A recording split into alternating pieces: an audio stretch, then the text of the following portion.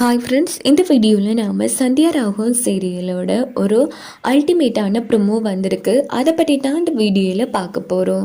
அதுக்கு முன்னாடி நம்ம சேனலை சப்ஸ்கிரைப் பண்ணாதவங்க கீழே இருக்கிற சப்ஸ்கிரைப் பண்ண கிளிக் பண்ணிவிட்டு பக்கத்தில் இருக்கிற பெல் பட்டனையும் கிளிக் பண்ணிடுங்க. சரி, வாங்க வீடியோக்குள்ளே போகலாம்.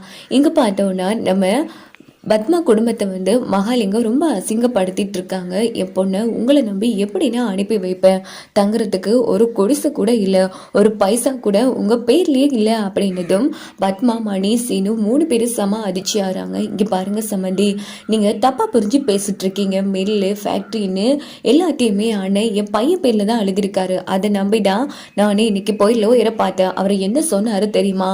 எனக்கு அந்த இடத்துலயே ரொம்ப அசிங்கமாக போயிட்டு ஒரு பைசா கூட உங்கள் பேர்ல இல்லைன்னு சொல்லிட்டாரு. அது மட்டும் கிடையாது, உங்க பேர்ல இருந்து சொத்தும் பிசினஸ் பண்ணி அதுவும் நாசமா போயிட்டேன்னு சொல்லிட்டாரு.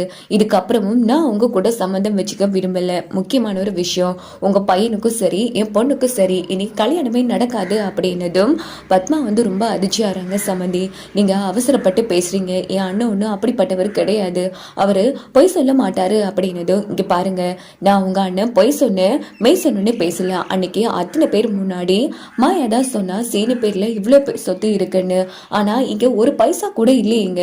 அதான் என்னோட கேள்வி. இங்க பாருங்க, எதுவா இருந்தாலும் நீங்க உங்க அண்ணன் கூட வச்சுக்கோங்க. ஆனா தயவு பண்ணி எங்க வீட்டை விட்டு வெளியில போயிடுங்க. அதான் உங்களுக்கும் எங்களுக்கும் எந்த சம்மந்தமும் இல்லைன்னு ஆயிடுச்சுல. இனி இந்த வீட்டு பக்கமே வந்துடாதீங்க அப்படின்னதும் பத்மா ரொம்ப ஃபீல் பண்ணி அழுதுட்டு வாங்க போகலாம் அப்படின்னுட்டு மணி, சீனு 2 பேரையும் கூட்டி வெளியில நிக்கிறாங்க. பாத்தீங்களாங்க, இது எல்லாத்துக்கும் காரணம் அந்த மாயாதான். நம்மள நடுத்தெருவுக்கு கொண்டு வந்துட்டா. அவளை நான் சும்மா விட போறதில்ல அப்படின்னதும் இங்க பாரு, ஆவுன்னா மாயா மேலேயே பழி சொல்லிட்டு இருக்கு. இப்ப புரியுதா? இந்த கேடு கெட்டவனெல்லாம் நம்ம சொத்துக்கு ஆசைப்பட்டுதான் இந்த கல்யாணத்துக்கே சம்மதிச்சிருக்கான் அப்படின்னு மணி சொல்லிட்டு இருக்காங்க. அதாங்க, இங்க பாருங்க, சரிதானே, அவர் பொண்ணு இந்த வீட்டுல எவ்வளவு சொகுசா வாழ்ந்த பொண்ணு. அந்த பொண்ணுக்கு ஒரு வீடு இல்லைன்னா எந்த தகப்பன் தான் கல்யாணம் பண்ணி வைப்பா? அதே இதுதான் அவங்களும் பண்ணிருக்காங்க. இதை நான் சும்மா விட போறது இல்லைங்க. இப்போவே நான் பஞ்சாயத்துல சொல்ல போறேன் அப்படின்னுட்டு மணி, சீனுவும் தடுத்தும் நம்ம பத்மா என்ன பண்றாங்கன்னா பஞ்சாயத்து தலைவர்கள்கிட்ட பிராத கொடுத்துட்றாங்க நம்ம ரகுராம் மேல. இன்னொரு பக்கம் ரகுராம் வீட்டு தான் காமிக்கிறாங்க. அங்கே பார்த்தோன்னா பஞ்சாயத்து தலைவர்கள் எல்லாம் கிளம்பி ரகுராம் வீட்டுக்கு ஐயா, உங்கள் மேலே பிராது கொடுத்துருக்காங்க ஐயா, நீங்கள் பஞ்சாயத்துக்கு வரணும் அப்படின்னதும் ஒட்டுமொத்த பேரும் அதிர்ச்சி ஆகிறாங்க. என்ன சொல்கிறீங்க? யார் என் மேலே பிராது கொடுத்தா அப்படின்னு ரகுராம் கேட்குறாங்க. உங்கள் தங்கச்சி பத்மா தான் அப்படின்னதும் அவளுக்கு என்ன பைத்தியம் கீத்தியம் பிடிச்சிருக்கா அப்படின்னு ரமணி பாட்டி சத்தம் போடுறாங்க. இங்கே பாருங்கம்மா, பிராது கொடுத்தது நம்ம சொந்தமாக இருந்தாலும் சரி பந்தமாக இருந்தாலும் சரி நம்ம கண்டிப்பாக போயே ஆகணும். சரி வாங்க போகலாம் அப்படின்னு சொல்லிட்டு ஒட்டுமொத்த பேரும் கிளம்பி நேரா பஞ்சாயத்து நடக்கிற இடத்துக்கு வராங்க.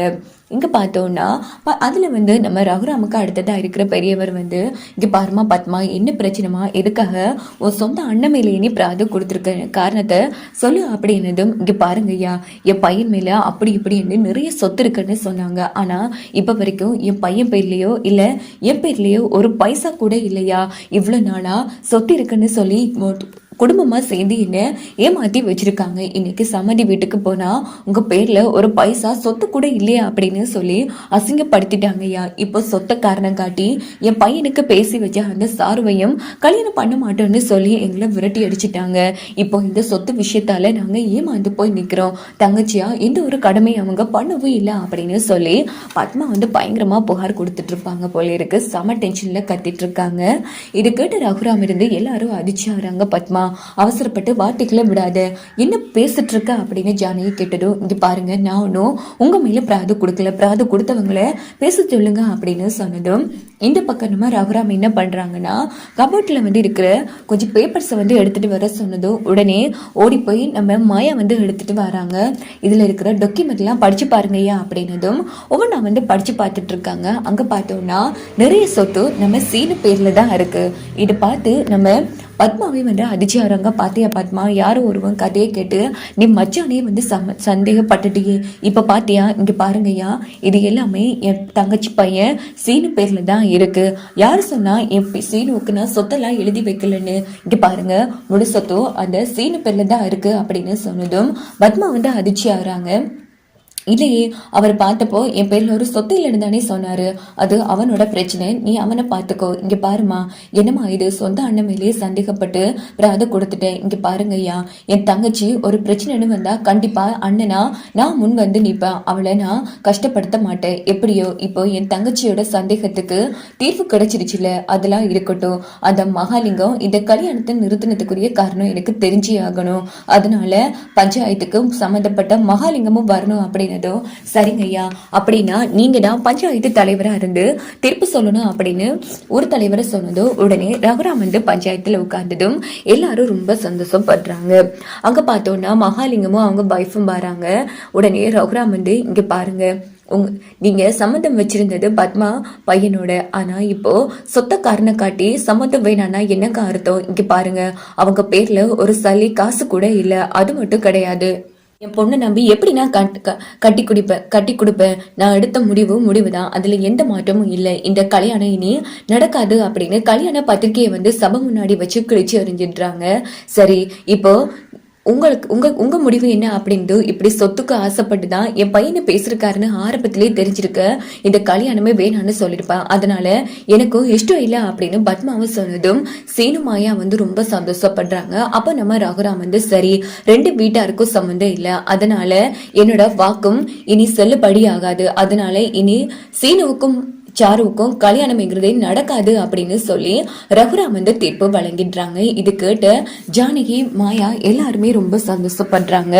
இந்த பக்கம் பார்த்தோம்னா மகாலிங்கம் வந்து செமையா முறைச்சிட்டு அங்க இருந்து கிளம்பிடுறாங்க. இன்னொரு பக்கம் பஞ்சாயத்து முடிச்சதும் நம்ம ரகுராம் வந்து இங்க பாரு பத்மா, நீ ஏதோ கோபத்துல அவசர முடிவு எடுத்துட்ட, அதனால இப்ப கூட ஒண்ணு இல்லை. அண்ணனா நான் சொல்றேன், வா நம்ம வீட்டுக்கு போகலாம் அப்படின்னதும் முடியாதுன்னு, நான் வரவே மாட்டேன். என் புள்ள தனியே இருக்க, தப்பு பண்ண அந்த மாயா வீட்டுல இருக்க என் புள்ளைய ஒரு அம்மாவா என்னால தனியை விட்டுட்டு வர முடியாது. என் புள்ள எங்க இருப்பானோ அங்கதான் நான் இருப்பேன். எங்களுக்கு தங்குறதுக்கு வீடு இல்லாம இருக்கலான்னு நான் தெருவிலையாச்சு என் புள்ள கூட இருந்துட்டு போறேன். நீங்க அந்த மாயா கூட சந்தோஷமா இருங்க அப்படின்னது. இப்ப என்ன, உன் புள்ள வீட்டுக்கு வந்தா நீ வீட்டுக்கு வருவா அப்படித்தானேங்கிற மாதிரி ரகுராம் கேட்டதும் ஆமா அப்படின்னு சொல்றாங்க. சரி, தாராளமா உன் புள்ள கூட கிளம்பி வீட்டுக்கு வா அப்படின்னதும் பத்மாவும் மணியும் ரொம்ப சந்தோஷப்படுறாங்க. இந்த பக்கம் சீனு மாமான்னு சொல்லும் போது இங்க பாரு, உங்களை நான் வீட்டுக்கு தான் வர சொன்னேன், அதுவும் என் தங்கச்சி ரோட்ல நிக்க கூடாதுங்கிற காரணத்துக்காக தான் நான் இப்ப உன்னையும் வர சொல்றேன். அதுக்காக உன்னை மன்னிப்புன்னு நீ கனவுல கூட நினைச்சிடாத. நான் உன்னை வருத்ததாவே இருக்கட்டும், உனக்கு மன்னிப்புங்கிறதே கிடையாது அப்படின்னு சொல்லிட்டு ரகுராம் அங்க இருந்து போனதும் சீனு ரொம்ப ஃபீல் பண்ணி அழுதுட்டு இருக்காங்க. இன்னொரு பக்கம் பத்மாவும் கிளம்புறாங்க. அப்போ மணி வந்து கவலைப்படாதடா, நடந்த எல்லா பிரச்சனைக்கும் நான் தான் காரணம், நான் மட்டும் அப்படி ஒரு முடிவு எடுக்காம இருந்திருக்கேன். இன்னைக்கு நீ நல்லபடியா நம்ம வீட்டுல இருந்திருப்ப சீனு, இதுல ஒரு நல்லது நடந்திருக்கு. எப்படியோ உனக்கு சாருவுக்கும் இனி கல்யாணம் நடக்காதுடா, அது வரைக்கும் எனக்கு சந்தோஷம். கண்டிப்பா மச்ச உன்னை மன்னிச்சு ஏத்துப்பாரு, வா போகலாம் அப்படின்னு சொல்லிட்டு மணி வந்து சமாதானப்படுத்தி சீனு வந்து வீட்டுக்கு அழைச்சிட்டு போறான்.